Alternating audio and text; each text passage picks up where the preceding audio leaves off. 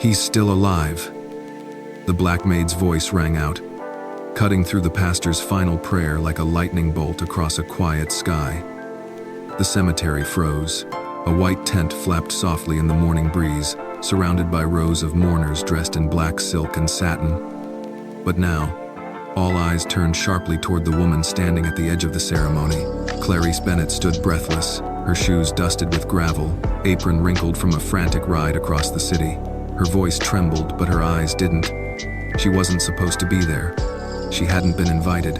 In fact, just 2 days ago, she'd been dismissed quietly from the Whitaker estate, told her services were no longer necessary after Mr. Whitaker's passing. But she was here now, and she was shouting the unthinkable. "Who is she?" A guest whispered from the front row. "She worked in the house," someone else murmured, their voice tight with judgment. The maid, Clarice, didn't care. She pushed forward, one step at a time, clutching something tightly in her hand. A small, dark glass vial glinted between her fingers. "You can't bury him," she said, her voice louder now. "Not until someone checks him, not until you listen to me." At the podium, Reverend Howard hesitated. His lips, once moving in solemn rhythm, stilled.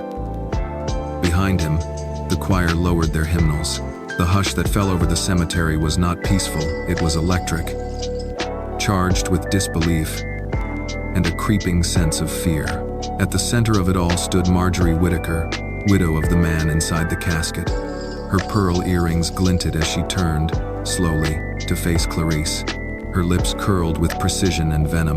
"You filthy little pest," Marjorie snapped, voice like acid. "You dare come here, to this sacred moment, and bark nonsense like some mad street woman? I knew I should have fired you sooner." Clarice didn't flinch. "Please, Mrs. Whitaker, I'm not here to cause harm. I know how this sounds, but I swear on my mother's grave, your husband is not dead. He was drugged. I overheard you and Dr. Levin last night." "You what?" Marjorie's voice rose. "You pathetic, ungrateful rodent. I gave you shelter. I let you serve in my house, and now you sneak around eavesdropping like a rat in my walls?" Clarice stood her ground, but her fingers tightened around the vial. "I'm not accusing without reason. I saw the signs. His pulse was faint. His skin was warm. That wasn't death." Marjorie's face twisted into rage. "You listen to me, you worthless parasite." She strode toward Clarice, heels pounding like thunder. "You're just a maid, nothing more. Your place is in the kitchen or beneath my boots. Not here. Not among people who matter." Gasps rippled through the crowd. The Reverend took a cautious step forward, but didn't intervene. Clarice, breath shaking, held up the vial. "This is the antidote. If I'm wrong, nothing happens. But if I'm right..." Before she could finish, Marjorie slapped her. The sound cracked like a whip across the cemetery. Clarice stumbled back, catching her breath, her cheek stinging. A hush swept the mourners, but Marjorie wasn't finished. She lunged forward and shoved Clarice hard in the shoulder. Clarice teetered right at the edge of the open grave. For a moment, everything tilted. The world seemed to fall sideways. Clarice's foot slipped on the edge of the burial carpet. Gravel shifted beneath her heel. Her arms flailed for balance. One step more, and she would have fallen into the pit, down onto the cold cement below. Someone screamed. Clarice froze, heart thundering. Her knees shook. A hand grabbed her elbow. Aunt Helen. The elderly woman's grip was firm despite her age. "I've got you, baby," she whispered. Clarice took a deep breath and straightened. Marjorie turned away in disgust, muttering, "Should have let her fall." But now the crowd was no longer silent. Voices whispered with outrage. Someone said, "She tried to push her in." Another, "Did you see that slap?" Clarice steadied herself, her dignity bruised but not broken. Her voice cracked as she spoke again this time. "To everyone. I was a nurse for 12 years. Before I scrubbed marble floors, before I carried silver trays worth more than my month's pay. I know what I saw. I know what I heard." A man in a gray suit, the family's lawyer, rose from the third row. "This is outrageous. Dr. Levin pronounced him dead.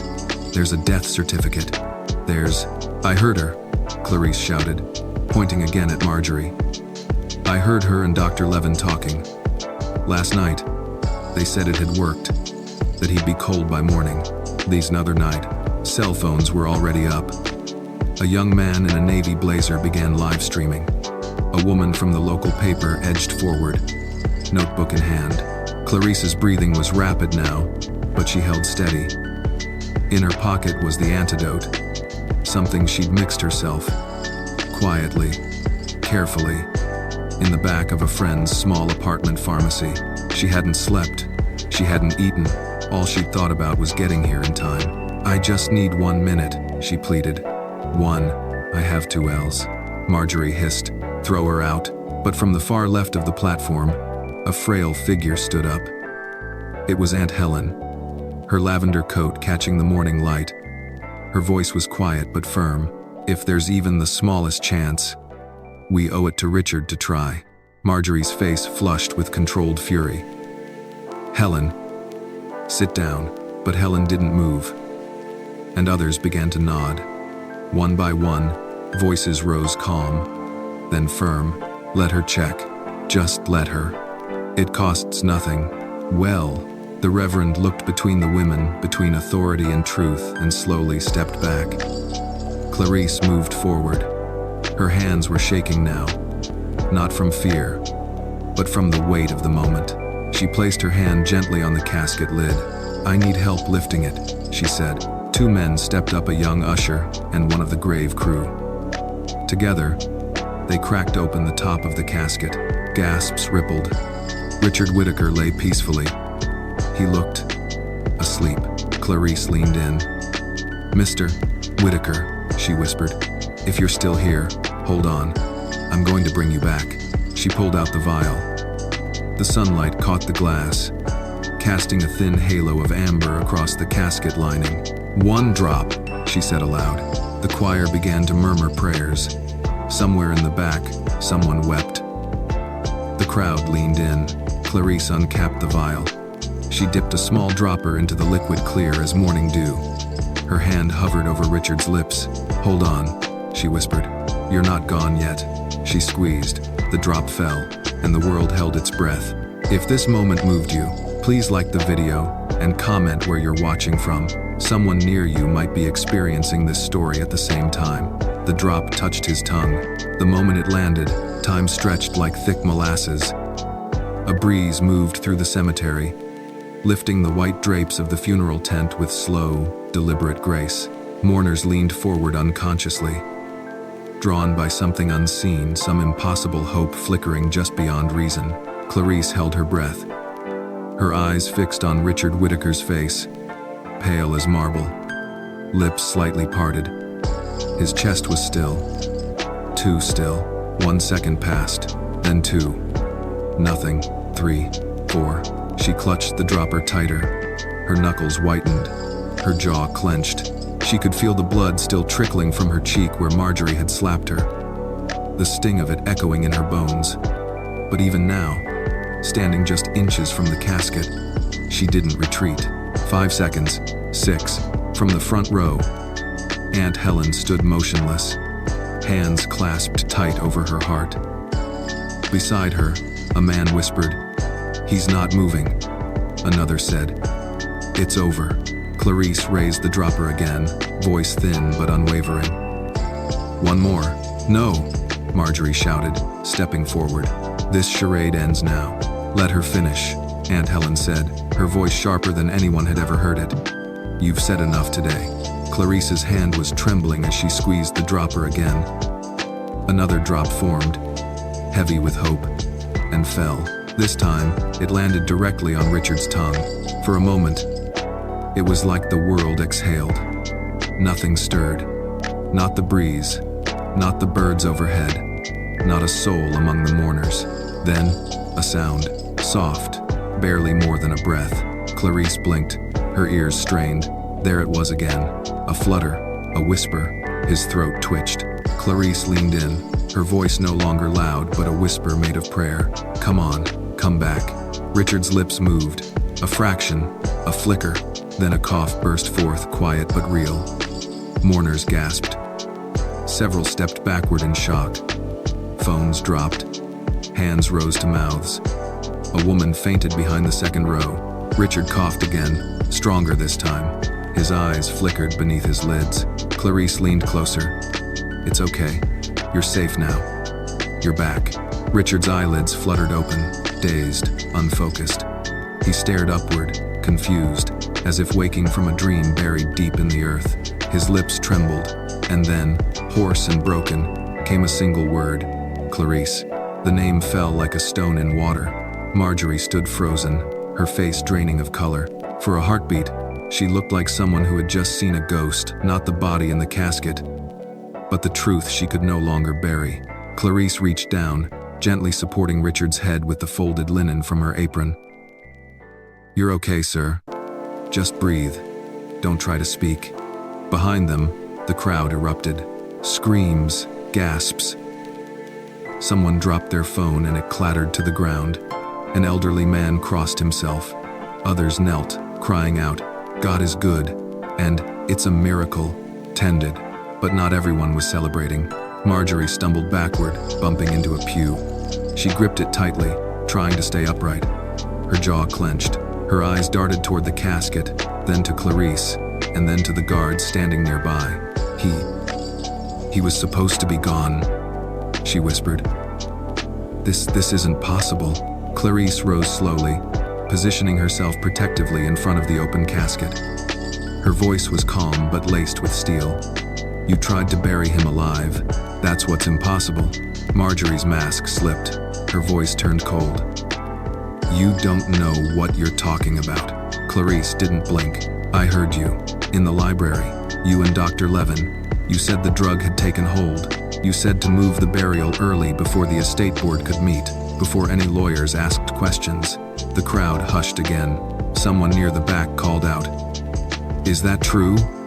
Another shouted, "Where's the doctor?" A man in a black coat doctor. Levin had been standing near the refreshment table, trying to stay unseen. But now every head turned toward him. He backed up. "This is ridiculous. She's lying." "No," Richard rasped from the casket, his voice still weak but unmistakable. "She's telling the truth." Gasps rose again. "I heard them," Richard continued. "That night, I wasn't fully unconscious. They thought I couldn't hear." Marjorie's hands balled into fists. "Stop it. Stop talking. You don't know what you're saying." I know exactly what I'm saying," Richard said, breath shaky. "You tried to kill me." Clarice stepped forward. "And you would've, if I hadn't come." Cameras were rolling. Reporters began shouting questions. A few security guards moved forward to hold the crowd back, but all eyes were still locked on the impossible scene unfolding at the edge of the grave. Richard tried to sit up. Clarice and two mourners rushed to help him, guiding him into a sitting position, propping his back with the velvet lining of the casket. His face was pale, sweaty, but alive. Alive. Aunt Helen came forward, tears streaking her makeup. "My boy. Oh God, you're here." She gripped his hand and kissed his forehead. Then came the sirens. Blue and red lights flashed beyond the wrought iron gates of the cemetery. 2 squad cars pulled up, and uniformed officers moved swiftly into the gathering. Clarice stepped back as the officers approached. One of them, a tall woman with a steely voice, looked at the chaos, and then at Clarice. "What the hell happened here?" she asked. Clarice glanced at Richard, then at Marjorie. Her voice didn't shake. "I believe there's been an attempted murder," she said, "and I'd like to give my statement." The officer nodded, lifting her radio. "We're going to need a medical team and 2 detectives. Possibly homicide." "I know." As the officers moved to secure the scene, Marjorie tried to slip away only to be stopped by a sea of mourners. Her carefully curated world was crumbling. For once, no one moved to shield her. No lawyer, no PR manager, no doctor, just the truth. Clarice stood tall. Her cheeks still throbbed. Her knees ached from almost falling into the grave. But in this moment, she felt more grounded than ever. She had stopped a man from being buried alive. She had spoken the truth when no one else dared. And now, justice had begun. The ambulance doors slammed shut with a hollow thud. sealing Richard Whittaker inside a world of flashing lights and urgent voices. Clarice stood a few steps back, watching paramedics secure oxygen over his mouth, checking monitors, calling out numbers in clipped, practiced tones. The smell of antiseptic cut through the lingering scent of flowers and damp earth. Alive, she told herself. He's alive. Her knees finally gave way. Not collapsing, not falling. Just a subtle weakening that forced her to sit on the edge of a folding chair. Her hands were still shaking. She pressed them together, interlacing her fingers the way she used to during long night shifts years ago, when fear had to be folded neatly and put away. An officer approached, notebook in hand. "Ma'am, I'm Detective Karen Morales. I need to ask you a few questions." Clarice nodded. "Of course, ISO." Morales glanced briefly at the red mark on Clarice's cheek, already beginning to darken. Her eyes hardened for a fraction of a second. Did Mrs. Whittaker do that? Clarice hesitated. A familiar instinct rose in her, the old habit of minimizing pain, of not wanting to cause more trouble. Then she thought of the open grave, the shove, the way the earth had seemed to tilt, hungry and waiting. "Yes," Clarice said quietly. "She did." Morales made a note. "Start from the beginning, and take your time." Clarice inhaled slowly. "I worked for the Whittakers for 6 years, cooking, cleaning, managing the household staff when they had events. Mr. Whittaker trusted me. He liked his coffee black, no sugar, and he always read the paper front to back, even the obituaries." A faint, almost involuntary smile touched her lips, then faded. "Mrs. Whittaker didn't like me much.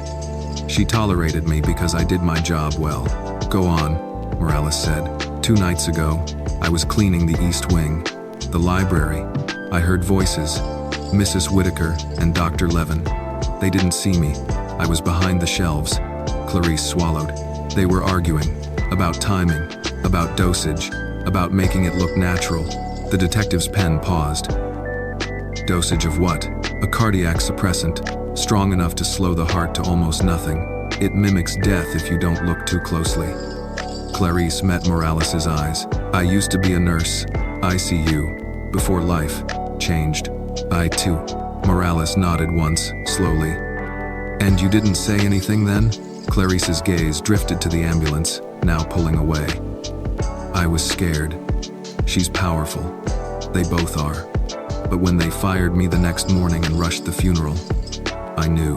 Behind them, raised voices cut through the air. "You can't do this," Marjorie Whittaker shouted as another officer stopped her from leaving the cemetery grounds. Her black dress was wrinkled now, the perfect widow's image unraveling thread by thread.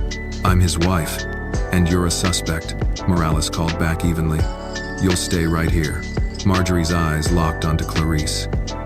Pure hatred burned there, stripped of polish and restraint. "This is your fault," she hissed. "You should have known your place." Clarice stood. Her legs were steadier now. "My place," she said, her voice low but clear, "is wherever the truth needs to be spoken." For a moment, it looked like Marjorie might lunge again. 2 officers stepped in, hands firm on her arms. As Marjorie was escorted away, Dr. Levin appeared from behind a police cruiser. His shoulders sagged, his face slick with sweat. He wouldn't meet Clarice's eyes.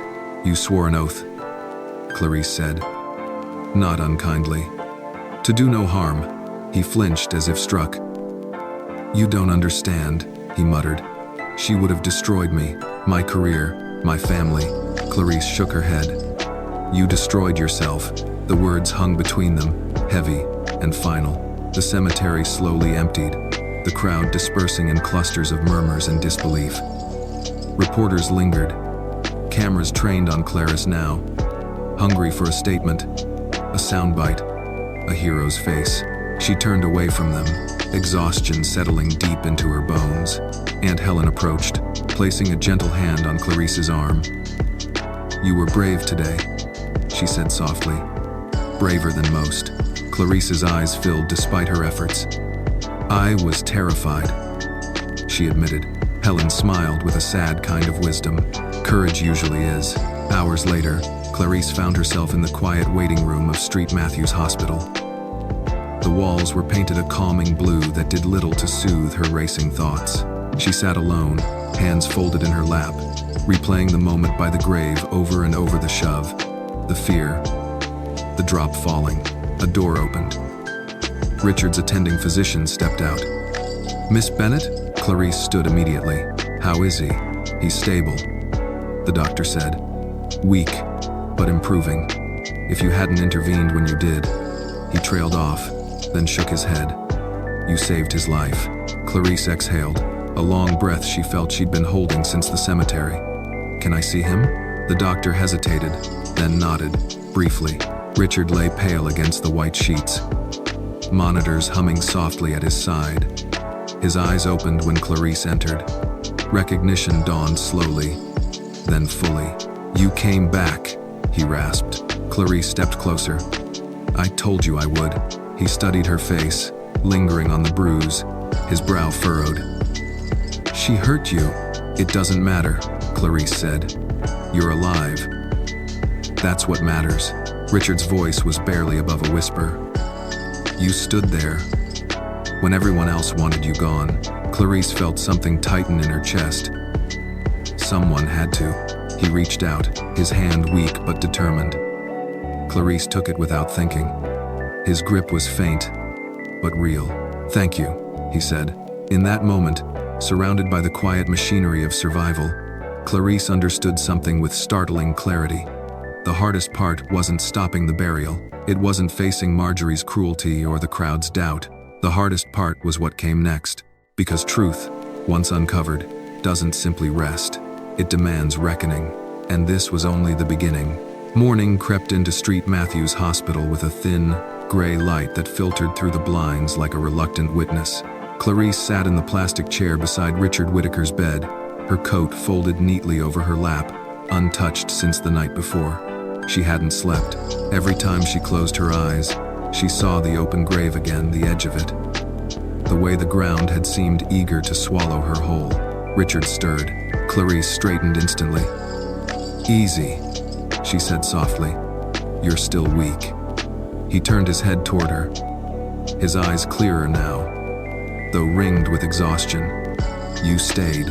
"Yes, He swallowed, his throat working around the dryness. "Most people don't." Clarice didn't answer right away. She reached for the paper cup on the bedside table, dipped the sponge, and gently wet his lips the way she had done for hundreds of patients years ago. Muscle memory guided her hands, calm, precise, steady. Outside the room, footsteps echoed, voices murmured. The hospital was waking up. Richard watched her with quiet intensity. "The police," he said. "They told me Marjorie was arrested." Clarice nodded. "She was taken in for questioning last night. Dr. Levin too." A shadow passed over Richard's face. "I trusted them." Clarice felt a familiar ache in her chest, the kind that came when someone finally named betrayal out loud. "Trust doesn't make you weak," she said. "It just makes the lie louder when it breaks." He closed his eyes for a moment. When he opened them again, they glistened. "She looked at me like I was already gone." "Down it." Clarice thought of Marjorie's voice.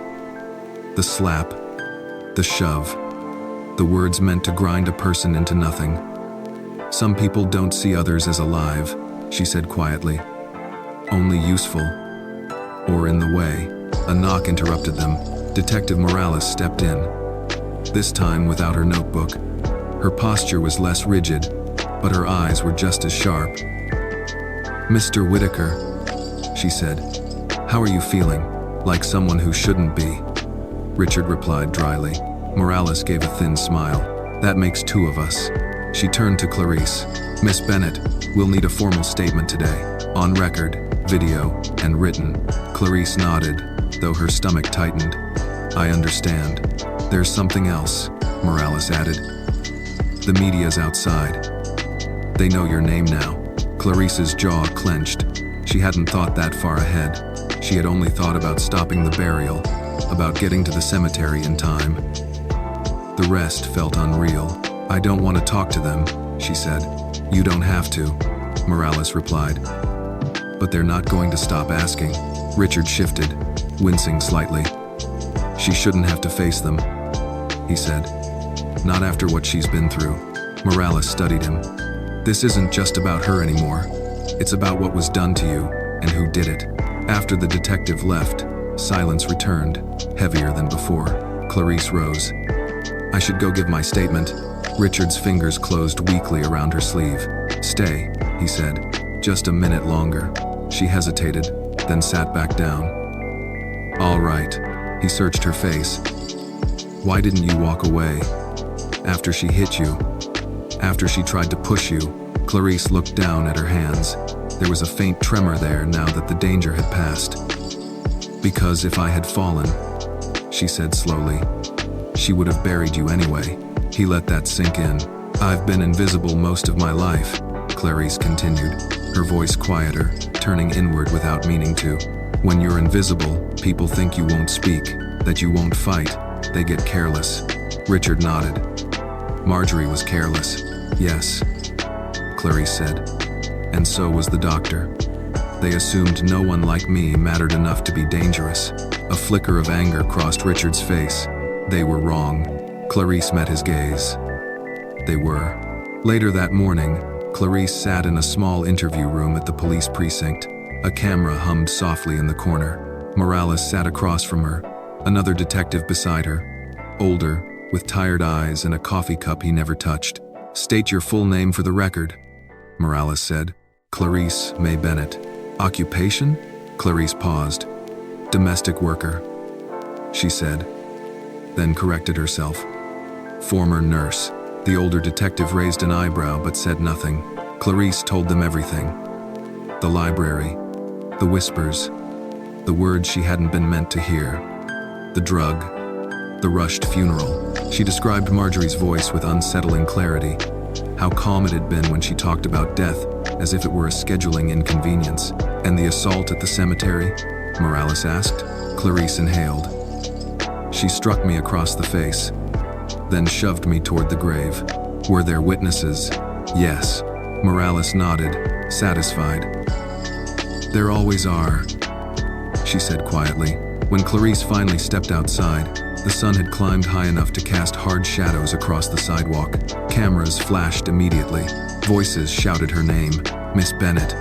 Is it true you stopped a murder? Were you afraid? What did Mrs. Whitaker say to you? Clarice froze.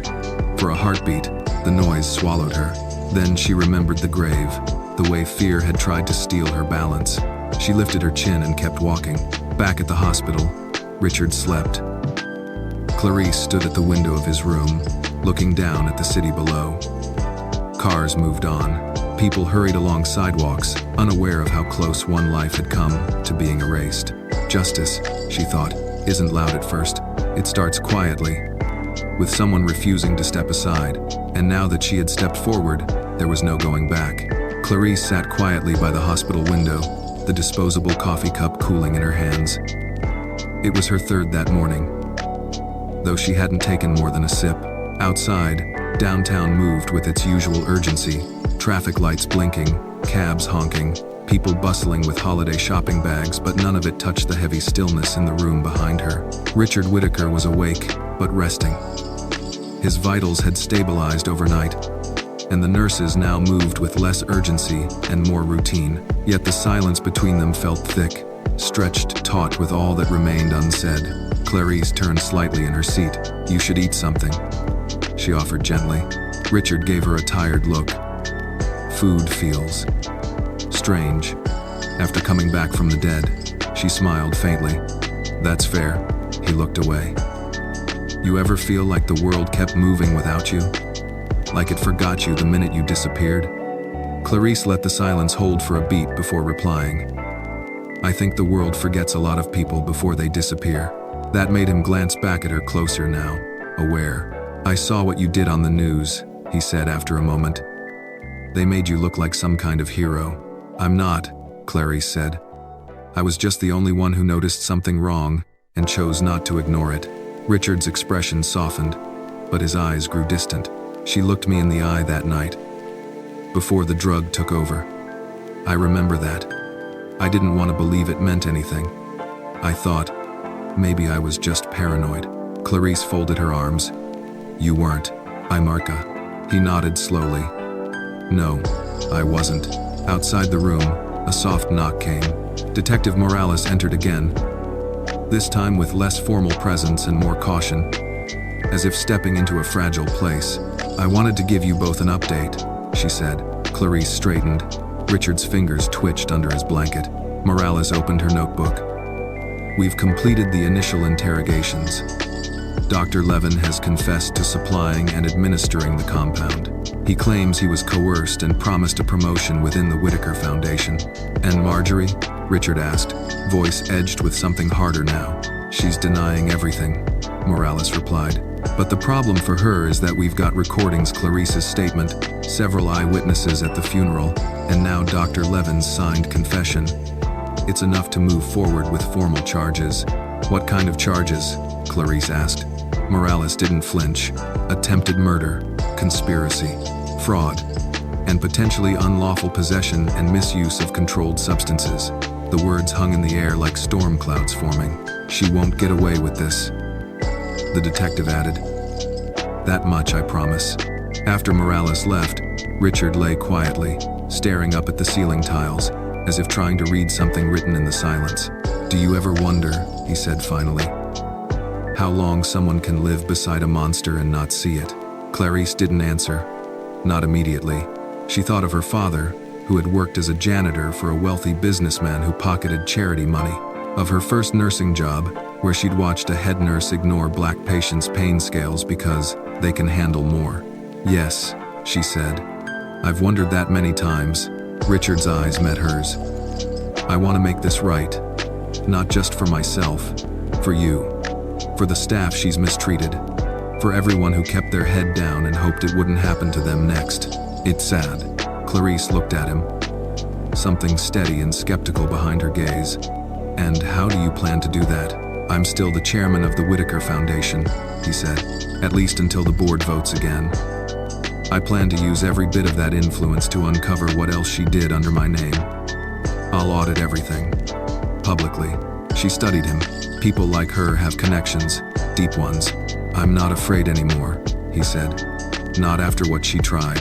Clarice nodded slowly. Then don't just fix the surface. Pull it all up. The rot goes deeper than you think. He managed a weak smile. I think I'll need your help with that. She raised an eyebrow. I'm not a maid anymore. No, he agreed. You're not. That afternoon, Clarice returned briefly to her apartment on the south side. The front steps were cluttered with newspapers and mail. The neighbors stared as she walked past, murmuring about that woman from the TV. She nodded politely, keeping her head down, ignoring the flash of a camera phone from across the street. Inside, her small living room felt foreign now. The couch, the chipped coffee table, the soft hum of her old refrigerator. It all seemed to belong to someone else's life, a life that had ended the moment she shouted, "He's still alive!" She sat on the couch, her hands in her lap. The weight of it all was starting to settle in. Clarice had spent her whole adult life trying not to draw attention. She had worked quietly, done her job, followed the rules, and still, the moment came when she had to choose. Speak out or stay silent. Run or stand still. Be invisible or be seen. She hadn't chosen to be a hero, but she had chosen to act. That choice had changed everything. Her phone rang. It was a number she didn't recognize, but something told her to answer. Miss Bennett? A man's voice asked. This is Daniel Reed from Channel 7 News. We'd like to invite you to speak on our evening segment. We believe your story could inspire millions. She hung up without a word. This wasn't about fame. This was about what came next. And what came next was justice not just for Richard, but for every voice that had been ignored. Every maid or nurse or janitor who had been treated as disposable. The silence had ended. Now, it was time to be heard. 3 days after the funeral that never was, Richard Whitaker returned to his estate not in a hearse, but in a town car escorted by police. The iron gates opened slowly, and the vehicle rolled up the long, manicured driveway under a canopy of ancient oaks, their bare winter limbs twisting toward the sky like silent sentinels. Clarice stood by the fountain, waiting. The estate looked unchanged from the outside.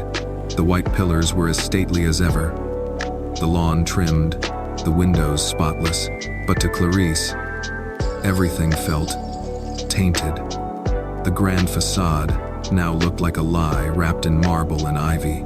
As the car stopped, Richard stepped out, flanked by a nurse and two plainclothes officers.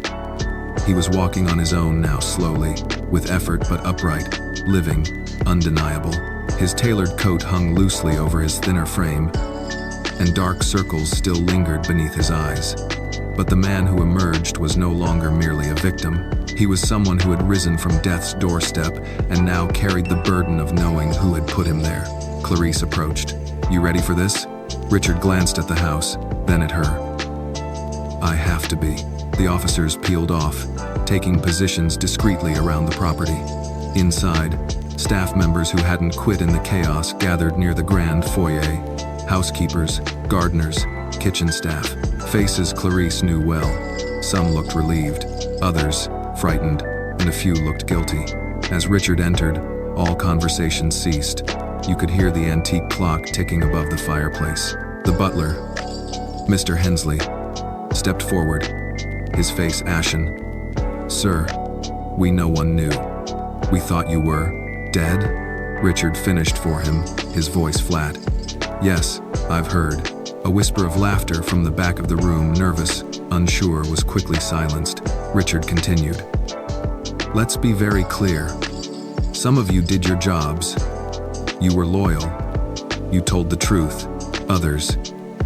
He scanned the crowd, stayed quiet, looked away. Some helped her. His gaze landed on a woman at the edge of the staircase. Miranda, Marjorie's personal assistant. Her arms were crossed, her expression defensive. "We were following orders," she said tightly. "It wasn't our place to question her." "It's always your place," Clarice said, stepping beside Richard. "When someone's life is on the line," Miranda rolled her eyes. "Oh, please, you're a maid, not a martyr." "Oh," Richard's voice cut in, low and cold. "That maid saved my life, and she outranks you now." A ripple moved through the room. No one missed the meaning. Richard turned toward Clarice. "I want a full audit of every department. Payroll, charitable foundations, private accounts. If anyone helped cover this up or worse, embezzled while I was incapacitated, I want names, and I want them gone." Clarice blinked. "You're putting me in charge? You're the only one I trust to tell the truth," Richard said, "even when it's hard." She didn't answer right away. She thought of the hours scrubbing those floors, of the way Marjorie used to sneer when she offered suggestions, of being told she was too educated to be a maid but not qualified for anything else. Clarice nodded. "Then we start today." That afternoon, she began with the home office. She and a young tech assistant, Kevin, one of the few staff who had quietly helped her alert Aunt Helen before the funeral, dug through files, digital logs, and password-protected folders. The findings were worse than expected. Dozens of forged donations, fake board approvals, luxury business expenses billed to non-profit funds, and beneath it all, a clear pattern. Marjorie had been siphoning money from Richard's philanthropic foundations for years. She used the money to buy silence, loyalty, and in at least 2 cases, she had manipulated financial records to discredit anyone who questioned her, including a former board member now homeless after a career-ruining scandal. Clarice leaned back in the leather chair, rubbing her temples. "She didn't just try to kill you. She tried to erase you." Kevin looked pale. "This is deep, Miss Bennett. If we leak this, it could bring the entire foundation down." "We're not leaking it," she said. "We're documenting it. The truth deserves daylight, not gossip." Richard joined them later, reviewing the documents with a weariness that came not just from illness, but betrayal. "I thought she loved the mission," he said. "The foundation was supposed to help veterans, underserved families, kids with autism. How could she do this?" Clarice didn't sugarcoat it, because she never believed in it. She only believed in control. Richard nodded slowly. "Then let's take it back." "Oh, Jane." The next day, a press conference was held on the estate lawn. Local and national outlets packed the space, cameras rolling, mics extended. Richard stood at the podium, Clarice at his side, not in uniform, but in a tailored suit that fit her like quiet armor. Richard began, voice slow but clear. 3 days ago, I was nearly buried alive, not by mistake, but by intent. The crowd gasped. I survived because someone spoke up when no one else would. Clarice Bennett, a woman many ignored, dismissed, or underestimated, saved my life, and she uncovered a network of lies that went far beyond one act of violence. Clarice felt the stares. She kept her spine straight. Today, Richard continued, we're announcing a full restructuring of the Whitaker Foundation. New leadership, new audits, and a new code. Truth, transparency, and accountability, starting with me. Cameras flashed. Clarice stepped forward next. Her voice was steady. I'm not here because I wanted to be seen. I'm here because I refuse to look away. If you ever wonder what one voice can do, remember this moment. Later, back inside, Richard found her near the old library, the same place where she had overheard the plot. You did good, he said. I did what was right. He nodded. That's what I meant. They stood in silence for a while, the afternoon sun slanting through the windows. Outside, the wind stirred the bare trees. Change was in the air, and it was just beginning. Marjorie Whitaker stared at the blank wall of her holding cell. Lips dry, hair no longer perfectly coiffed but hanging limp over one eye. Gone were the designer sunglasses, the black veiled hat, and the tailored morning dress. In their place, a beige jumpsuit and silence so thick, it echoed in her ears. She had requested a private cell, citing her status and public safety concerns. The guards had laughed. That morning, she'd been served cold oatmeal and watery coffee. She had refused both. Pride was the only thing she could still swallow. But as the hours passed, her mind twisted in restless spirals. They couldn't have turned on me this fast, she whispered to no one. They owed me. She thought of the lawyers, of Levin, of Miranda. All of them had promised loyalty. None had answered her calls. Her thoughts snapped to Clarice. That maid, that girl. She'd been a shadow in the corner for years, quiet, competent, always in the background. Marjorie never bothered to remember her last name. She never imagined the girl would be capable of anything beyond scrubbing floors and serving canapes. But now, Clarice was everywhere, on the news, in the papers, standing beside Richard like a symbol of moral reckoning. And Richard, alive. Marjorie's fists clenched in her lap. He was supposed to be gone, she hissed. Footsteps echoed. A moment later, the steel door creaked open. A lawyer entered young, sharp-suited, with a cold professionalism she didn't recognize. I'm James Cole, he said, setting down a briefcase. You've been assigned to me pro bono. The firm has no affiliation with the Whitaker Foundation or your prior counsel. I didn't ask for you, Marjorie snapped. No, he said evenly. But your previous attorney dropped you yesterday. She stiffened. Why? Cole opened the file. Because there's video, testimony, phone records, and a witness who heard you plan the entire thing. Plus, your doctor just accepted a plea deal. Marjorie's mouth twitched. Levin? Confessed? Yes, he's cooperating with the district attorney. She went pale, then flared. He's lying. I didn't force him. He volunteered.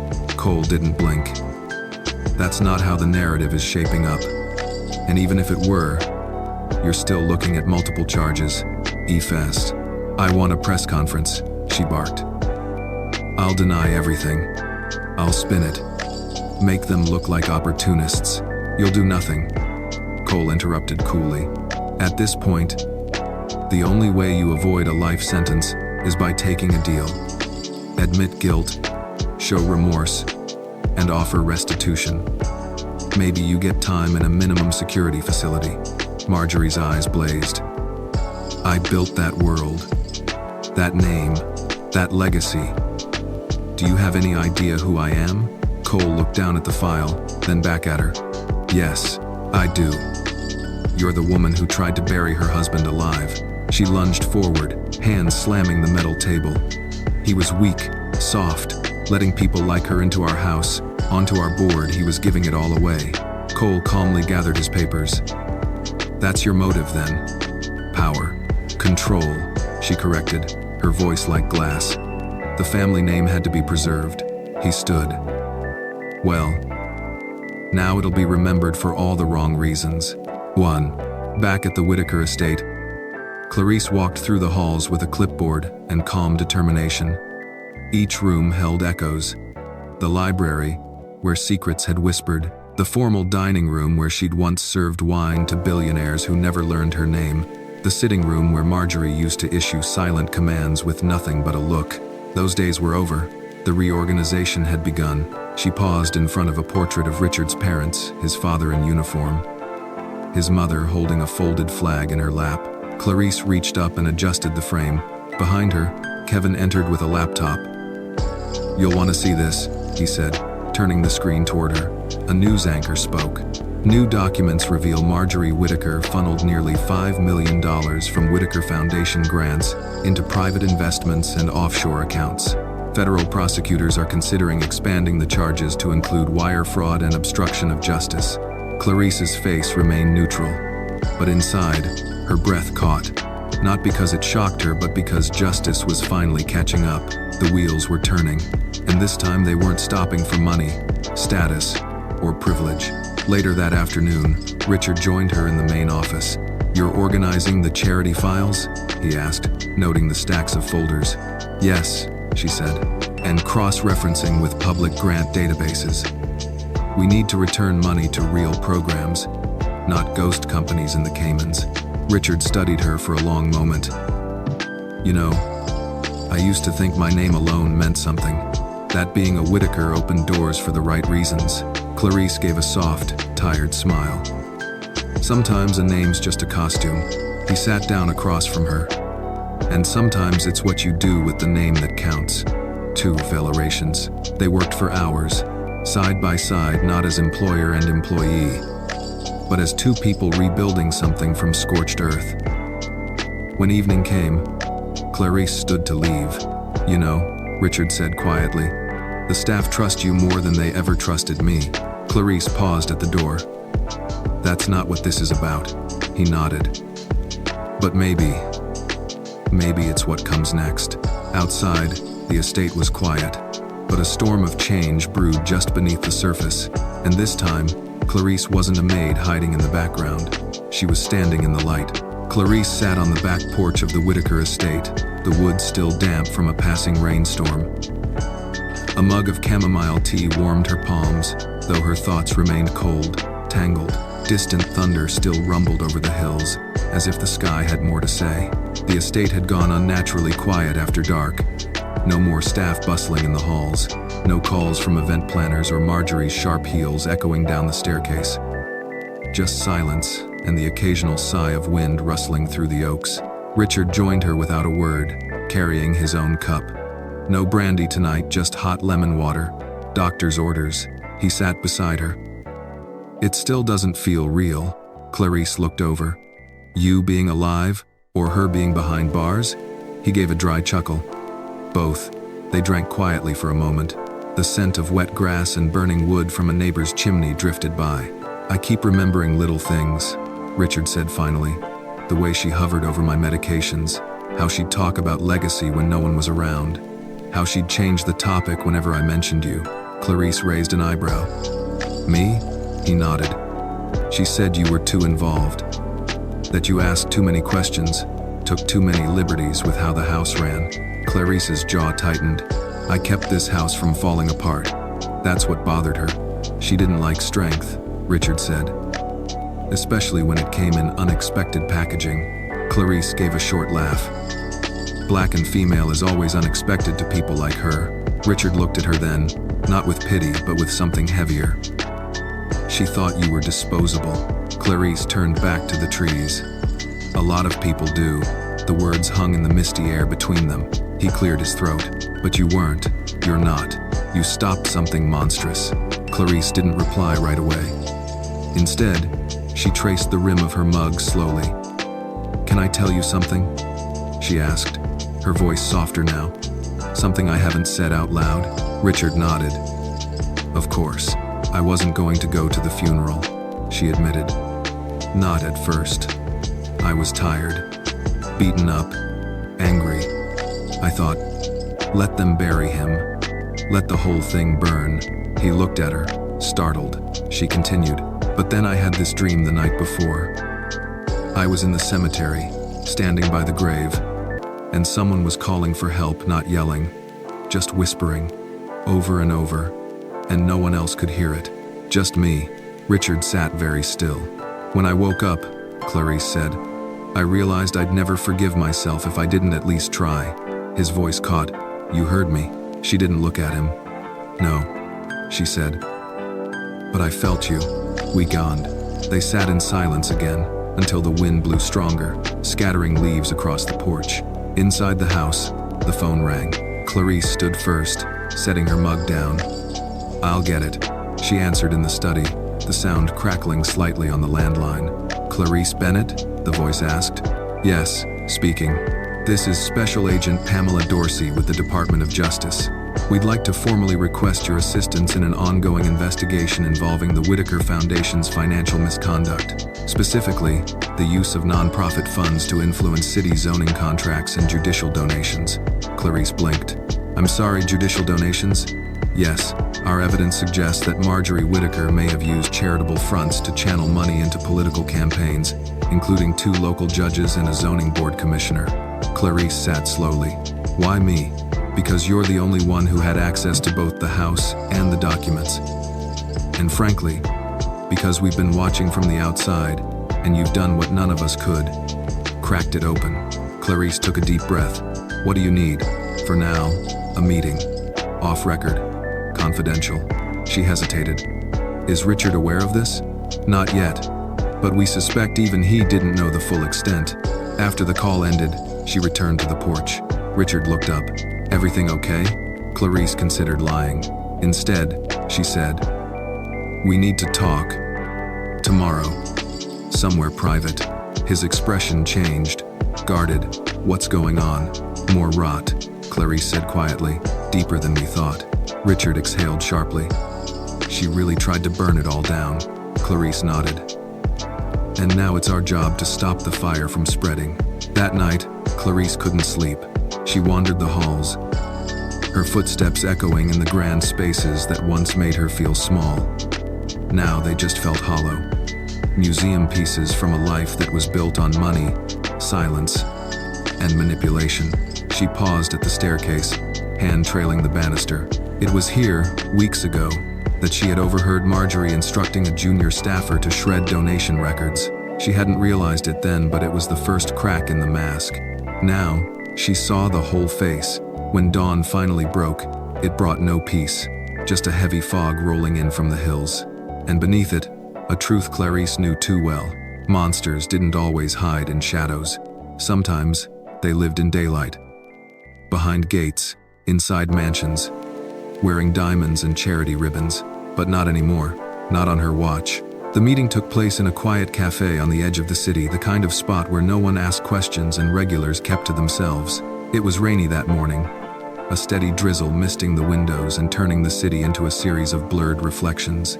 Clarice arrived first, coat damp, eyes sharp. Special Agent Pamela Dorsey entered moments later. Tall, composed, and in her late 50s, she wore a dark trench coat and carried a small leather portfolio under one arm. She moved with the kind of confidence Clarice had come to recognize, not loud, but unshakable. They shook hands briefly. No one followed you? Dorsey asked, scanning the cafe. No, Clarice replied. I came alone. Good. We're still keeping this quiet. They sat in a corner booth, away from the window. A waitress brought coffee without being asked. Clarice wrapped her hands around the warm mug, letting the heat calm her nerves. Dorsey got to the point. Marjorie's financial misdeeds go beyond theft. We believe she was part of a coordinated scheme to influence legal outcomes in the state, specifically by funding judges' campaigns in exchange for favorable rulings. Clarice blinked. And you're saying that money came from the foundation? Not directly, Dorsey said. That's the trick. It was funneled through shell nonprofits, community support groups and educational initiatives that didn't actually exist. Tax-exempt, untraceable. Until now. Clarice leaned back. Why haven't you arrested the others involved? Because we need a witness, Dorsey said. A credible one. Someone who can speak to the internal processes, who handled the donation logs, who coordinated with Marjorie, who saw what went on behind closed doors. You want me to testify? Yes. Clarice didn't answer immediately. She stared down into her coffee, watching the steam curl like the questions in her mind. I was a maid, she said finally. I wasn't in meetings, I wasn't on the board.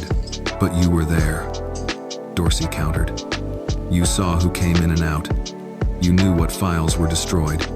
You overheard conversations. You stopped a burial that would have buried this whole operation with it. Clarice's jaw tightened. What happens if I say yes? We'll provide federal protection, relocation, if necessary. And your testimony would help convict not just Marjorie, but others still sitting in power. Clarice looked up. And if I say no? Dorsey's expression didn't change. Then we move on. But the case slows down. People keep their power. And this all fades into rumor. The waitress returned to refill their coffee. Neither woman touched it. I'll think about it, Clarice said. You don't have long, Dorsey replied. We expect the indictments to begin within weeks. After Dorsey left, Clarice stayed in the booth for a long while. She thought about the house, the staff, Richard. She thought about the kind of justice that costs more than comfort. That night, she sat across from Richard in the estate's study. A fire crackled behind them, low and steady. The air smelled faintly of cedar wood and ink. I met with someone today, Clarice began. Richard looked up from the file he was reviewing. Someone? Department of Justice. He blinked. Clarice, what? They're building a bigger case, she said. It's not just about Marjorie. It's about everyone she paid off. Judges, politicians, prosecutors. Richard leaned forward. And they want your help? She nodded. They want my voice, my memory, my courage. He exhaled, folding his hands. That's a dangerous thing to ask. I know. Silence passed between them. Richard's voice was softer when he finally spoke.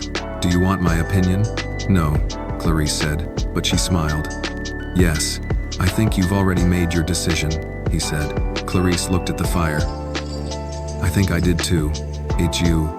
He didn't try to stop her. Didn't offer false assurances. He just said, whatever you need, I'll make sure it's there. The next morning, Clarice returned to the cafe, a small envelope in her hand. She sat in the same booth. Dorsey arrived exactly on time. Clarice passed her the envelope. Inside, notes, timelines, names, dates, everything Clarice had gathered during her time at the estate. Things she hadn't even realized were important at the time. I'll testify, she said. Dorsey nodded. We'll make arrangements. Clarice left without finishing her coffee. That afternoon, back at the estate, she found a letter on her bedroom pillow. No signature, just typed words on crisp white paper. You should have stayed in your place. Her heart stopped. The envelope had no markings, no fingerprints. She looked around the room. Someone had been in here. She called the police immediately. Then Richard, then Morales. The investigation was far from over. Clarice now understood. The truth was bigger than she'd imagined, and some people would kill to keep it buried. The house was locked down by sunset. Clarice stood at the top of the staircase, arms folded, eyes scanning every hallway like a soldier on patrol. 2 plainclothes officers were stationed at the entrance, and a private security team hired discreetly by Richard was sweeping the estate room by room. Her bedroom had been the breach, her sanctuary violated. Someone had crossed a line. The letter sat in an evidence bag on the dining room table now, guarded as if it were a live threat. Detective Morales paced nearby, glancing at it with the practiced detachment of someone who'd seen worse and the quiet fury of someone who'd seen it too many times. No prints, Morales said. No smudges. Whoever left this knew what they were doing. Clarice clenched her jaw. It means they still have access to the house. Morales nodded grimly. Or they had it before today and timed the drop. Either way, someone on the inside is still loyal to her, or scared enough to act in her name. Richard entered from the hallway, his face pale but controlled. "We need to check every staff member. Backgrounds, financials, security logs." "I already started," Morales replied. "But you've got dozens of contractors, volunteers, and part-timers connected to the foundation. We're combing through names, but it'll take time." Clarice said nothing. Her mind was moving faster than her voice. This wasn't just a warning, it was a message. Stay silent, or else. That night, Clarice didn't return to her room. She slept, if you could call it that, on the couch in the study. A heavy flashlight under her pillow and the curtains drawn tight. But sleep never really came. Instead, memories did. The sound of Marjorie's voice hissing in her ear at the funeral. The look in Richard's eyes when he first realized the truth. The pain in her own body from the shove, the slap, and now this letter. A knock came just past midnight. Clarice sat up instantly, gripping the flashlight. "It's me," Richard said through the door. She opened it. He held 2 cups of herbal tea. "I figured neither of us is sleeping," he said with a faint smile. She took the cup. "You figured right." They sat in the study again, as the fire popped softly in the hearth. Outside, the rain had returned, tapping against the windows like a metronome for unease. "She won't stop," Clarice said after a while. "Even from inside a cell. She'll keep pulling strings until the web breaks." Richard sipped his tea. "Then we cut the strings." "How?" Clarice asked. "We don't even know who's left." Richard leaned forward. "That's why I've called in someone." Clarice narrowed her eyes. "Who?" He hesitated, then said, "Isaac." She blinked. "Isaac Connor? Your ex-CFO?" He nodded. He resigned when he started questioning some of the foundation's spending. Marjorie made sure he was painted as unstable, uncooperative. But he was right. And he kept copies. Clarice sat up straighter. "And you trust him?" "With my life," Richard said. Which, funny enough, is what this is about. The next morning, Isaac arrived. Early 40s, clean cut, with a calm presence that made people instinctively lean in when he spoke. He carried a weathered briefcase and eyes that looked like they'd seen too much. He and Clarice met in the conference room. "I knew you existed," Isaac said, shaking her hand. "I just never knew you'd become the fulcrum of all this." "I didn't know either," she replied. "I was just trying to keep him alive." Isaac opened the briefcase. Dozens of manila folders, receipts, email printouts. "I followed the money," he said. "When I realized certain accounts weren't matching, I started pulling everything I could. What I found scared me. Offshore accounts, political donations masked through a nonprofit for literacy that doesn't even have a mailing address. All tied back to Marjorie and a man named Jonathan Rex." Clarice frowned. "Who's that?" Isaac's eyes darkened. "A lobbyist. Dangerous one. Used to work for the city's Economic Development Council. He's the middleman. If someone left that letter in your room, my guess is it came from him." Morales, seated in the corner, spoke up. "We've had his name on our radar, but no proof. Until now." Clarice flipped through one of the folders. There it was, an email from Marjorie to Rex, detailing a donation redirect through an educational initiative. The tone was casual, like they were talking about garden renovations. "They didn't even bother hiding it well," she muttered. Isaac nodded. "When you believe no one's watching, you stop whispering." They spent the entire day cataloging everything, creating a timeline, names, dates, transfers.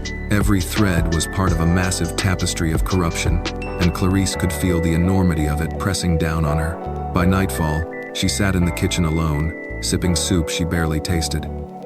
Her phone buzzed. Private number. She hesitated, answered. A distorted voice came through. "You think you're doing good? You think this is justice? But you're just another pawn, Clarice. You always were. Go back to cleaning floors. Before we wipe them with you." Click. She froze. Then, slowly, she set the phone down.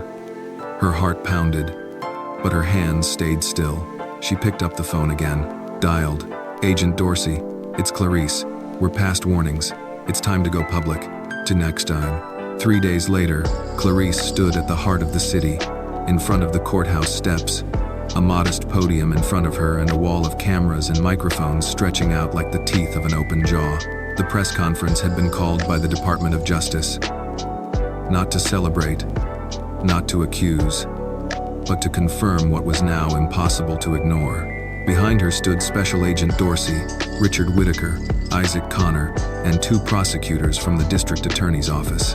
The contrast was striking: men and women in suits, expressions grim, and one woman in a simple dark coat, shoulders squared, face calm. Clarice stepped up to the podium. She took a slow breath, not because she was nervous, but because she understood the weight of the moment, the cost of truth, the price of light. "I never asked to be here," she began, her voice firm. "I didn't seek this spotlight. I didn't wake up hoping to uncover a scandal that stretches from private estates to city courtrooms. I was a maid, a caregiver, a woman paid to be invisible." The crowd stilled, but something happened. I noticed what others ignored.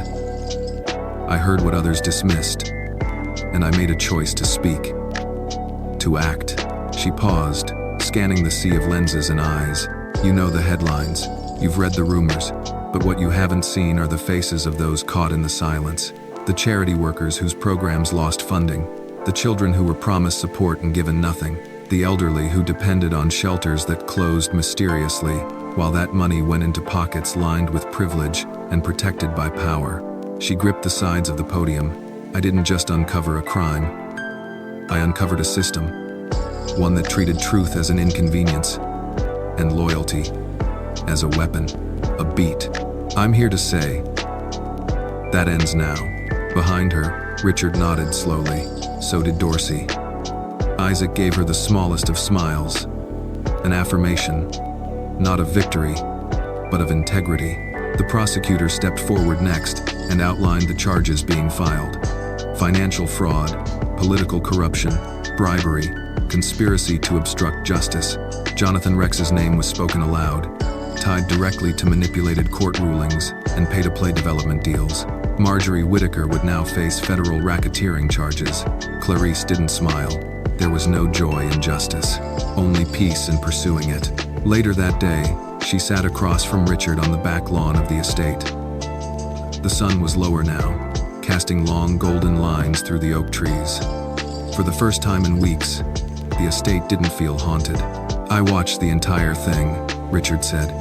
"You didn't just stand up for me. You stood up for everyone." Clarice shook her head. "I stood up because I was tired of sitting down." He looked at her with something close to admiration. "I've been thinking about something, and I wanted to run it by you before I say it out loud to anyone else." "Go on." "I want to name you executive director of the foundation." Clarice blinked. "You're joking." "I'm not. I've never run a nonprofit." "You've run a house that was falling apart," Richard said. "You've uncovered fraud that went unnoticed by auditors. You've stared down death threats and sat through federal briefings. You're not just qualified, you're the soul this place needs." Clarice looked down, her heart thudding.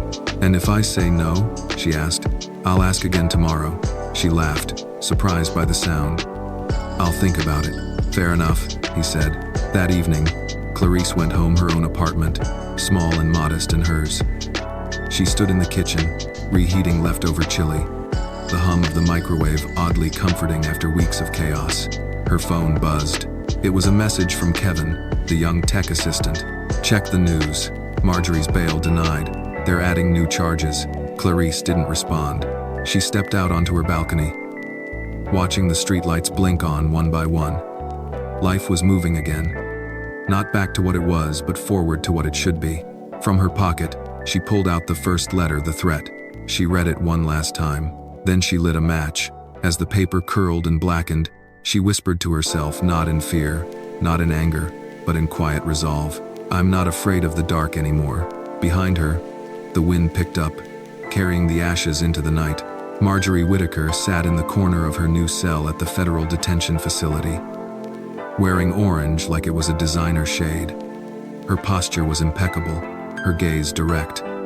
But her silence, that was new. She had spent her life commanding rooms, silencing board meetings with a glance, shaping empires with carefully placed donations. And now, All she could shape was the air between four walls and a concrete floor. Across from her, in the visitation room behind the thick glass, sat a man in a charcoal gray suit. Mid-50s, expensive watch, slick hair, Jonathan Rex. He didn't bother with a smile. "You were sloppy," she lifted an eyebrow. "I was betrayed. You picked the wrong maid to underestimate." "It is." "She wasn't even supposed to be on the schedule," Marjorie snapped. "She was filling in." Jonathan shook his head slowly. "Doesn't matter. You had one job. Keep the machine quiet."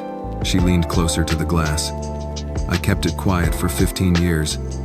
I built that machine. You just fueled it." He chuckled darkly. "And now we both burn." Marjorie's voice dropped. "You still have influence. Judges, contacts. This isn't over." "Oh, it is," he said flatly. "Because you got caught." "I didn't." "It say." She stared at him. "You're going to leave me here?" Jonathan leaned back, smirking. "You're already there." The call ended. The guards returned. Marjorie didn't resist as they led her back, but something shifted in her eyes. Hatred, cold, patient, calculating. Meanwhile, at the Whitaker estate, Clarice stood in front of the old library shelves, now turned into a small archive room. Files were being boxed and cataloged. Staff changes were nearly complete. The new board would be announced next week, but something still itched at her. She turned to Kevin, who sat cross-legged on the floor with his laptop. "Have you checked the offshore files Isaac gave us? The ones he pulled from the dummy accounts?" Kevin nodded. "Most are clean now, but there's one account registered under a holding company in Barbados that still shows activity. Transfers, small ones, but consistent." Clarice frowned. "How recent?" 2 days ago." Her heart skipped. "From who?" Kevin clicked quickly, fingers dancing across keys. "It's masked under a trust fund created by," get this, "an old subsidiary Richard shut down over 10 years ago. Name's been dormant. Until now. Someone's keeping it alive. Yep, like a breathing account." A heartbeat. Clarice sat down beside him. "Can we trace where the money went?" Kevin hesitated. "Only if we get access to the Cayman node, and we'd need a warrant. I'll talk to Dorsey." Everyone. That night, Clarice emailed Dorsey everything: account names, transaction logs, timestamps. Within an hour, she had a reply. "We've suspected a second layer. You just confirmed it. Good work. Be careful."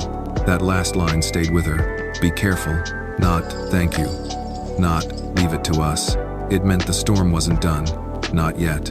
The next morning, Richard met her on the veranda. "I heard," he said. "About the active account." She nodded. "Someone's still feeding the web. Intentional do." He looked tired but focused. "I want to go to the press again. Full transparency. We release everything. Make it impossible to hide." Clarice hesitated. "Are you ready for that?"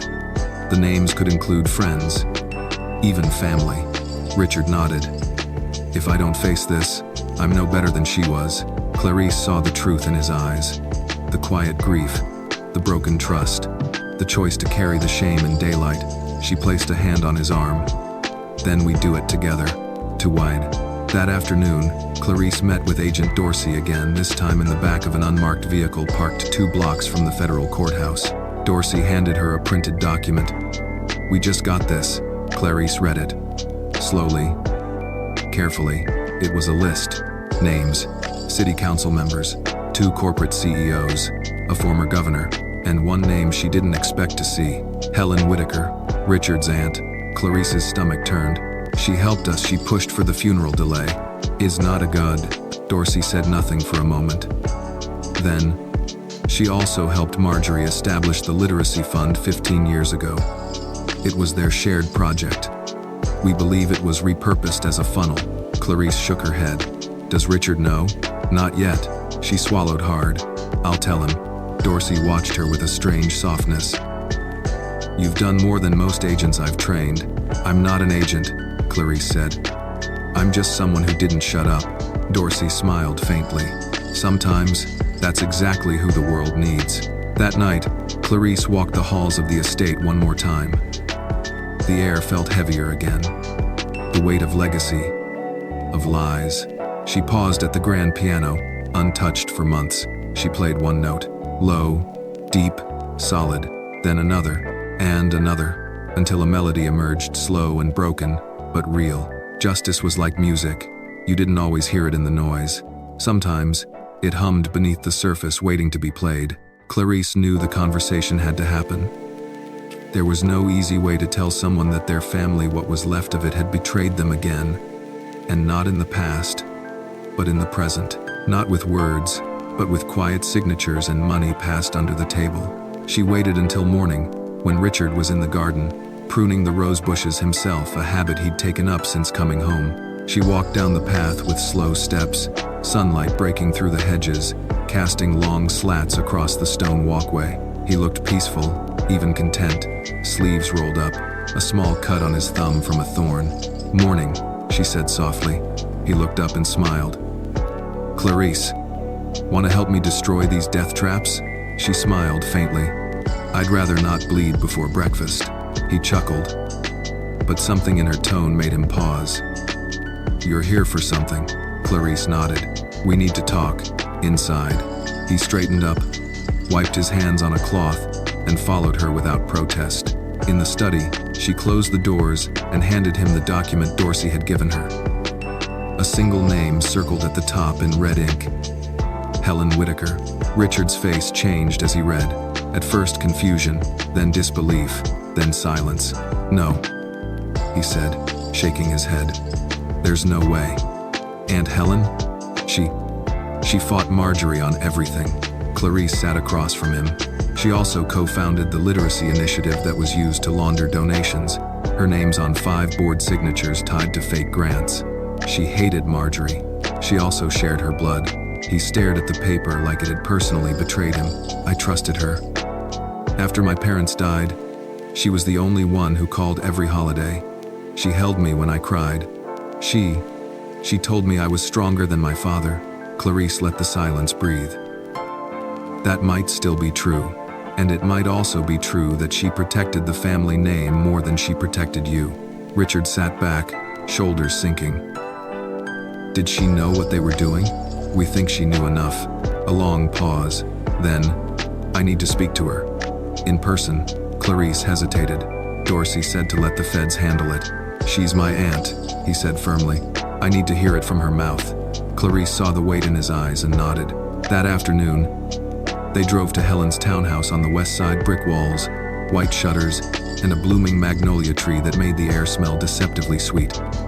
Clarice waited in the car. From the passenger seat, she watched Richard knock on the familiar door. It opened. Helen stood there, older than Clarice remembered, her hair completely silver now, but her posture was proud. She welcomed him in like nothing had changed. 30 minutes passed, then 40.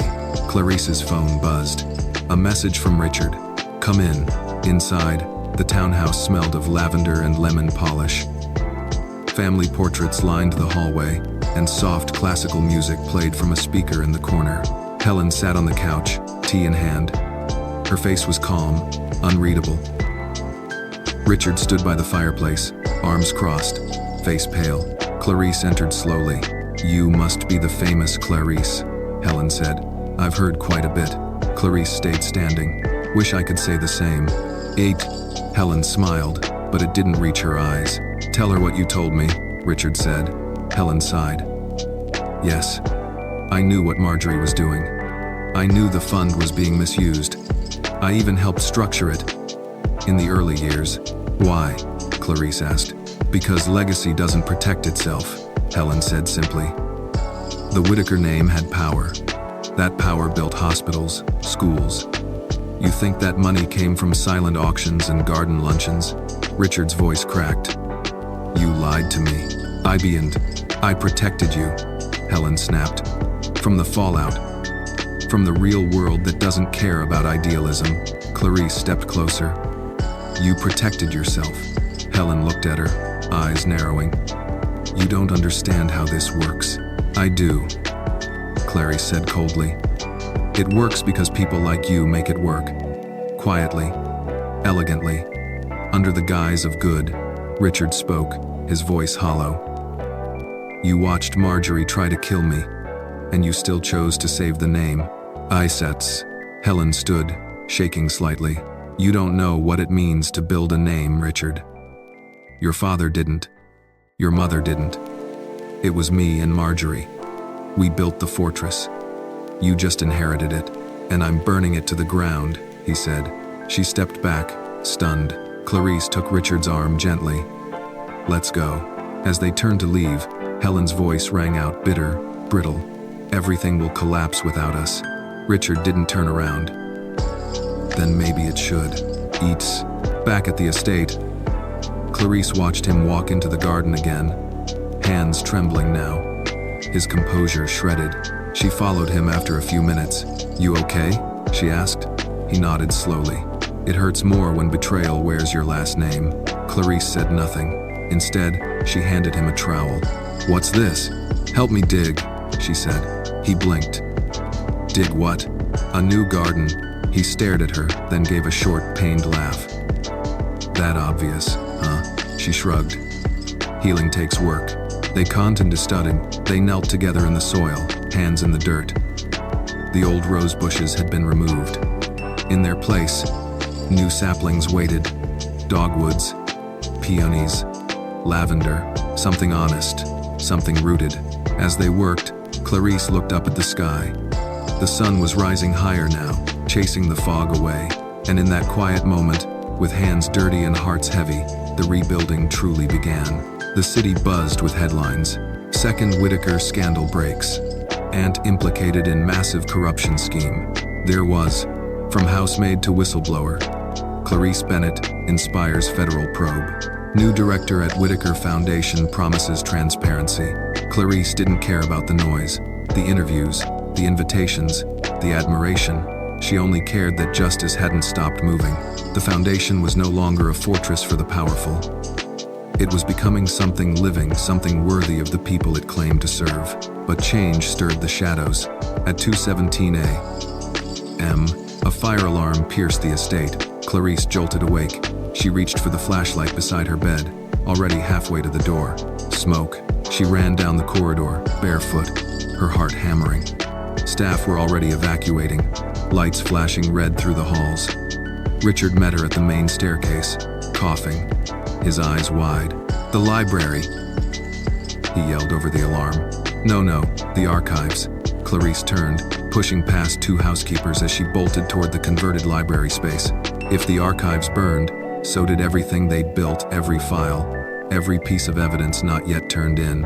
When she burst through the doors, she was hit by heat and smoke. The corner wall was ablaze. Clarice, Richard grabbed her arm. We have to go. There's still time, she shouted. She wrapped a scarf over her face, ran for the metal file cabinets. The fire hadn't reached the center yet. Richard joined her, both of them yanking drawers open, grabbing folders, stuffing them into a fireproof bag she'd hidden under the desk for emergencies, never thinking she'd actually need it. They ran just before the flames reached the rug. Outside, emergency lights strobed across the lawn. The fire department arrived fast. The blaze was contained, but not before damage was done. Half the archive was lost. Clarice sat on the grass, holding the fireproof bag against her chest, soot on her face, sweat dripping down her neck. Richard sat beside her. You okay? She didn't answer, just stared at the burning shell of what had once been Marjorie's curated truth. It was deliberate, she said quietly. I know. The next day, the fire department confirmed arson. Accelerant traces. Security cameras had been disabled manually. They knew where to hit, Clarice told Agent Dorsey over the phone. They wanted the documents, not the house. Dorsey didn't sound surprised. The deeper you dig, the harder they push back. That afternoon, Clarice went through the remaining files. Over half survived, enough to continue the case but not without gaps. She called Isaac. Any chance your copies are off-site? I backed up a few drives, he replied. I'll courier them today. Clarice exhaled. Thank God. Later, she walked the perimeter of the estate with Morales, examining the fence line. They cut power to the northeast cameras, he said. Looks like someone knew the schedule of the guards. Clarice narrowed her eyes. Inside job. Most likely. Morales looked at her carefully. You still sure about staying in this fight? She answered without hesitation. Yes. Even if it costs more? It already has. He nodded slowly. Then I'll stay in it with you. As the days passed, the mood shifted inside the estate. Staff grew quieter, volunteers more hesitant. The pressure of knowing someone among them had aided the attack weighed heavy. Clarice held daily briefings, reassured everyone, instituted tighter protocols, but she never let her guard down. One evening, while sorting what remained of the donor records, Clarice found something new. An old, yellowed envelope with a wax seal. It had been misplaced in a box, marked inactive. Inside was a handwritten note. If anything happens to me, look to Rex, but don't forget L.R. Its C was lead. Clarice's hands trembled. L.R. The initials felt like a cipher. Someone close. Someone powerful.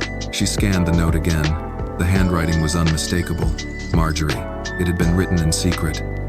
And yet it wasn't a confession. It was a warning. Clarice dialed Dorsey.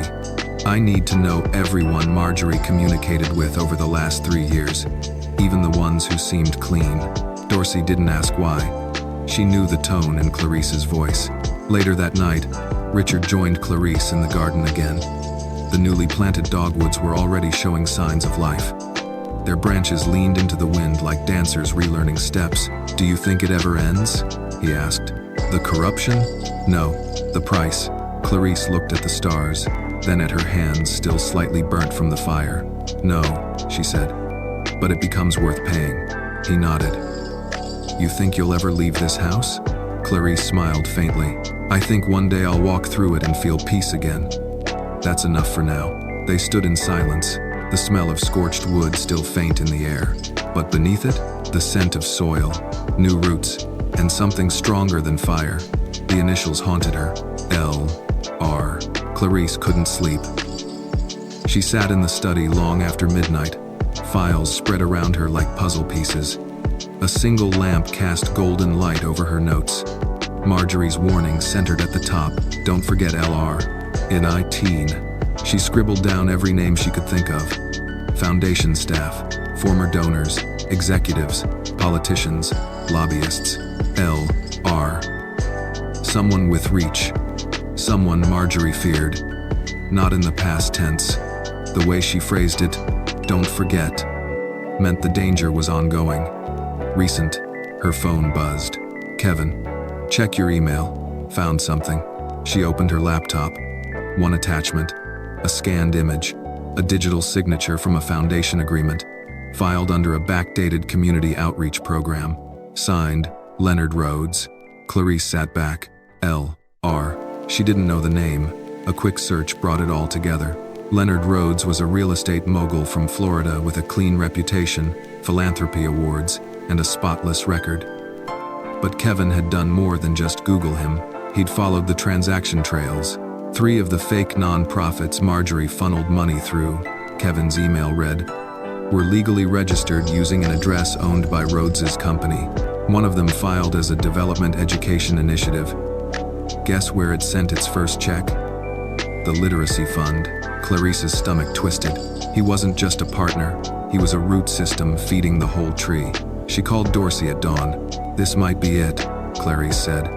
The real engine behind it all. Dorsey listened carefully, then spoke like steel wrapped in velvet. Don't engage him. He's clean on the surface. But men like this have teeth hidden behind handshakes. Clarice hung up and turned to the window. Outside, Richard was walking the perimeter with Morales. He'd changed, lost weight, gained caution. He moved with the quiet heaviness of someone who'd seen too much and kept walking anyway. When Clarice told him about Rhodes, he didn't blink. I've met him, Richard said. Once, 10 years ago at a fundraiser in Tampa. Seemed harmless. But then again, so did Marjorie until she picked the flowers for my funeral. Clarice gave a dry laugh. We need to find the link between Rhodes and Helen. That afternoon, Isaac arrived with backup drives. He handed her a folder marked Founders Circle Private. Inside were notes from early meetings in the Foundation's creation, old minutes, handwritten agendas. One memo stood out. Leonard suggests we keep all financial vehicles regionalized for deniability. Helen agrees. Clarice pointed to the handwriting. That's her signature. Isaac frowned. And that line below? Leonard to oversee back-end architecture? That's control, not support. Morales leaned over the table. If Rhodes architected this thing from the start, we're not talking about a side player. He's the master key. Then why let Marjorie take the fall? Clarice asked. Because she was family, Richard said flatly. She wouldn't expose him, even when she knew he'd left her hanging. Clarice said nothing. She remembered Marjorie's face in that cold cell. Proud, bitter, silent. Dorsey called an hour later. We're preparing a sealed indictment, but we need more. Something we can bring to the grand jury. Would Marjorie talk now? Clarice asked. She's refused all cooperation, unless Clarice knew where this was going. Unless I talked to her. That evening, Clarice returned to the detention center. Marjorie was seated in the same spot, back straight, eyes unreadable. You came to gloat? She asked. I came for the truth, Clarice replied. Marjorie smiled slightly. Truth is a currency. You don't just hand it out, then name your price. Marjorie leaned in. Rhodes made us. Helen brought the money. I brought the cause. But Leonard, he brought the machine. He protected us. But the moment I fell, he cut me loose. I bled so he could walk clean. You want revenge. Marjorie's lips twitched. I want recognition. You'll get it, Clarice said, as a co-conspirator. But if you talk, you might just take the whole empire down with you. Marjorie considered that, and for the first time, her pride cracked.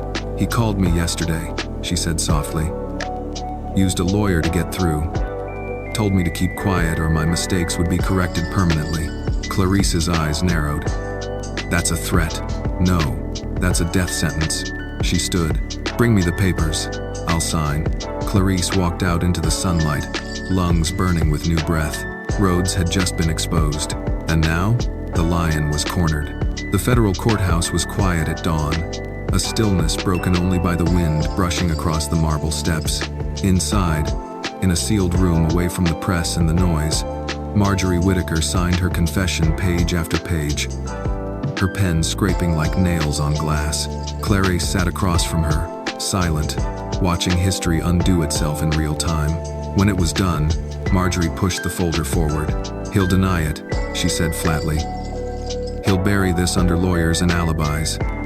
But the skeleton is out now, and he can smell the dirt closing in. Clarice nodded. Thank you, Marjorie snorted. Don't thank me. I didn't do this for justice. I did it because I hate being disposable. That afternoon, federal agents raided 3 offices linked to Leonard Rhodes, 2 in Miami, 1 in Atlanta. The press didn't know yet, but Clarice did, and Richard, and Isaac, and Morales, and the victims still living in silence. At the estate, Clarice walked through the front door to find Richard standing by the fireplace, a small photo album in hand. I found this in Helen's attic, he said. Clarice opened it. Inside were photos from decades past. The groundbreaking of the foundation, check-passing ceremonies, smiling faces, and in the background of nearly every shot Leonard Rhodes. He was always there, but never at the center. That's how power hides, Clarice murmured. Richard turned to her. They want to make you the face of the trial. Clarice blinked. What? You're the reason it cracked open. The DOJ wants you to testify, publicly. Clarice felt her pulse rise. And you. I'll do it too, he said. But they want you, your voice. Because this isn't just about the money. It's about what happens when the invisible speak. That night, Clarice sat alone in the study, rehearsing lines in her mind, not prepared statements, truths. The next day, the indictment was unsealed. Leonard Rhodes, charged with conspiracy to commit fraud, money laundering, and obstruction of justice. The news spread like fire. Clarice didn't watch TV that night. She spent it going over the victims list. 23 charities, 6 schools, 4 clinics, All siphoned, all silenced. Now, finally, seen. 2 days later, she was called to testify. The courtroom was cold. Wood panels. Federal seal. Reporters packed behind the glass. Clarice took the stand. She spoke not with flair but with clarity. No tears, no theatrics. Just the steady, unshakable recounting of facts. The fake nonprofits, the buried grants, the whispered threats, the day she found the letter in her bedroom, and finally, the truth about Marjorie. She didn't act alone, Clarice said. She was protected, empowered, and when she became a liability, she was abandoned. Across the courtroom, Leonard Rhodes sat at the defense table, hands folded. He didn't blink, but he didn't smile either. Afterward, Dorsey approached Clarice in the hallway. "You did what no one else could." Clarice shook her head. "I just didn't walk away. That's the difference." The next morning, Rhodes's attorneys filed for dismissal. It was denied. A grand jury was formed. Depositions were scheduled. Marjorie's signed testimony was leaked intentionally. Public support swelled. Whistleblowers from other foundations began to speak out, an invisible army, stepping from the shadows. 1 week later, Leonard Rhodes was arrested at his private airstrip in Fort Lauderdale, trying to board a jet to the Caymans. Clarice got the call during a volunteer breakfast at the foundation. "He's in custody," Dorsey said. "And he's angry." Clarice exhaled. "Let him be." That afternoon, she stood outside the newly renovated Whitaker Center, now renamed the Whitaker Bennett Foundation for Justice and Equity.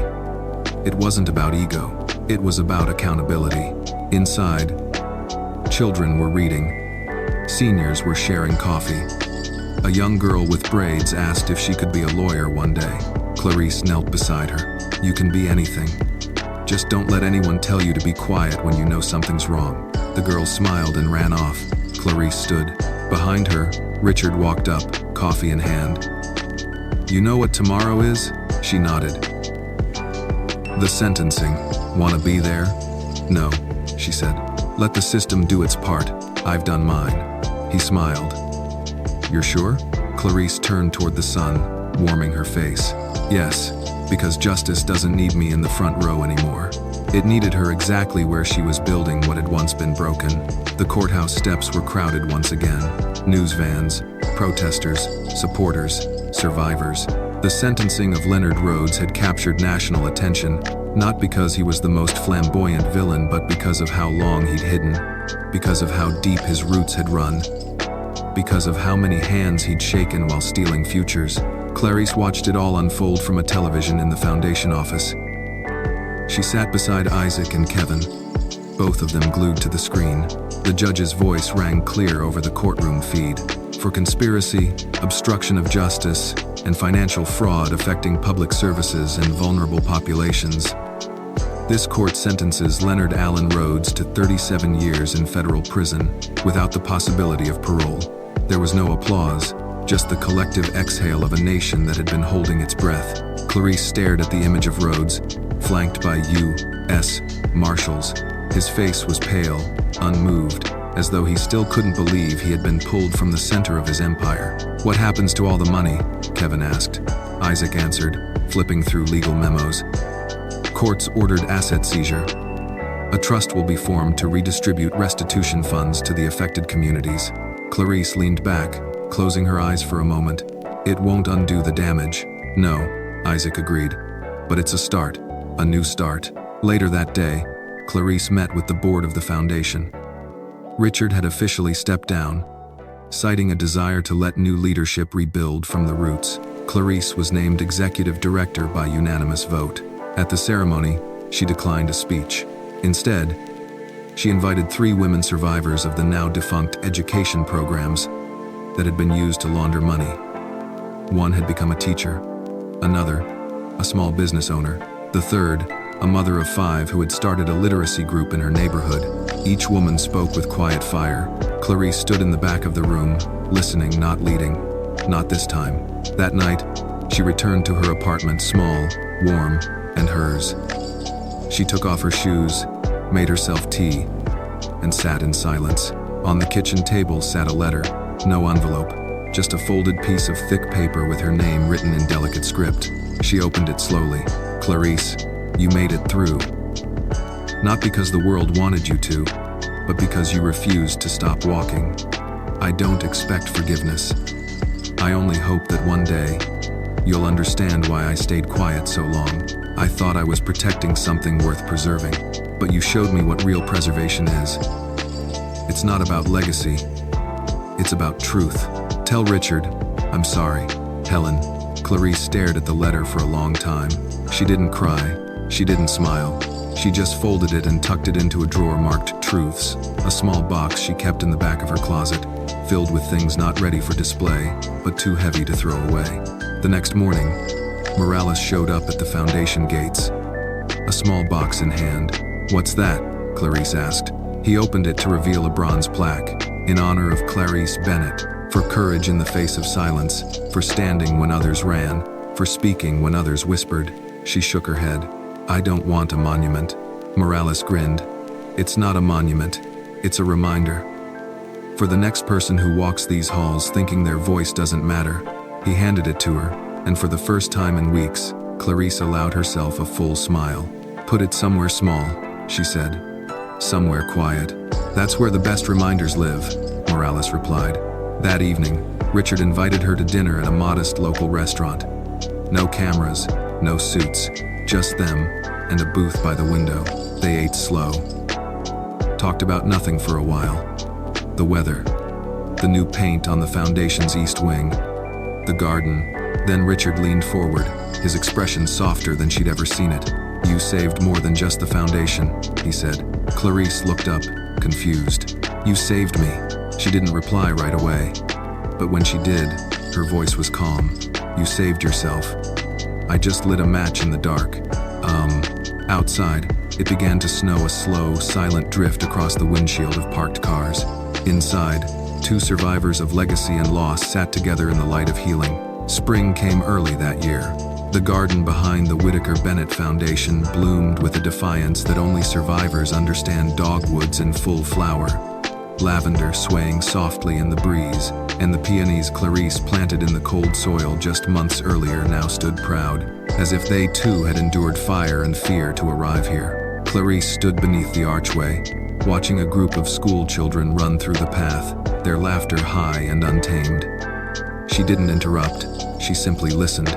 Inside, the foundation had changed not in structure, but in spirit. Gone were the hushed halls and the false portraits of past donors. In their place were stories, real ones. Photos of the children and communities actually helped by the foundation's new mission. Names that had never made the brochures were now etched into the walls. Clarice passed a small framed quote near the front desk, one she had written and tucked into a drawer long ago. "Silence is what power demands, but truth? Truth is the sound of footsteps that won't turn back." She touched the frame once, briefly, before walking into her office. On her desk sat a file marked Rhodes Appeal. She opened it, scanned the first page, then closed it again. He was trying to reverse his sentence. Of course he was. Clarice wasn't surprised. Men like Rhodes didn't disappear quietly. They clawed at the edges of systems, hoping someone would leave a door unlocked. But not this time. She added the file to a locked drawer, then turned her attention to a handwritten letter waiting in her inbox. It was from a woman in Tennessee, a retired teacher who had worked for one of the fake charities before it dissolved. She had been blamed, briefly investigated, nearly ruined, and now, with Rhodes behind bars, her name had finally been cleared. "Thank you," the letter read. "I thought I'd go to my grave with no one believing me. Now, I sleep differently. I breathe differently, because of you." Clarice held the letter against her chest. Not out of pride, but out of gravity. The weight of what they had uncovered. The number of lives held hostage by silence. Later that afternoon, she met Richard in the community kitchen, where he was helping serve a meal to veterans. He wore an apron, smiled easily, joked with the regulars like he'd been doing it all his life. Clarice poured coffee, moving down the line. "You know," Richard said as they sat for a break, "it's strange." "What is?" "I never imagined peace would look so quiet." Clarice smiled. That's because most people confuse peace with applause. And you don't? She shook her head. Peace is knowing I can wake up tomorrow and not have to choose between truth and safety. Richard nodded. Do you ever think about what would have happened if you hadn't said something that day? She didn't answer right away. Her mind flicked back to that funeral. The dirt, the scream. He's still alive. Clarice took a slow breath. I think about it every day. And I think I would have never forgiven myself. He studied her. You ever going to tell the whole story? Write a book? Maybe? Maybe, she said. But not for the fame. Only if it helps someone else scream when no one wants to listen. When beyond, that evening, Clarice returned home to a small apartment filled with secondhand furniture, warm light, and quiet music playing from an old record player. She fed her cat, changed into a soft sweater, and curled up with a book she'd been too tired to read for months. Outside, the city moved on. Justice had not solved everything. Some names would never be charged. Some systems still favored silence. But something had shifted. A precedent had been set. A housemaid had stood against a fortress, and won. Not because she had power, but because she refused to believe she was powerless. She closed her eyes, resting her head against the cushion, and let the world be quiet around her for once. The next morning, the plaque Morales had made was mounted at the front gate. Beneath it, in small bronze print, read a quote from Clarice's own testimony. I didn't come here to tear down an empire. I came here to stop a funeral. Die himself. The children passing by read it every morning. Some didn't understand it yet, but one day they would. And when they did, they'd know that justice doesn't always come with fanfare or medals. Sometimes it comes in the form of one woman, arms shaking, voice trembling, saying the one thing no one else dared to say. He's still alive. This story reminds us that courage isn't about having power, it's about using your voice when it's hardest to speak. Clarice was never meant to be a hero. She was expected to stay quiet, to stay in the background. But when injustice stood tall and truth was buried deep, she chose to act. The lesson is clear. Silence protects the powerful, but truth protects the future. One voice, steady, honest, and unwilling to back down, can shake an empire. And sometimes, the bravest thing you can do is simply refuse to look away.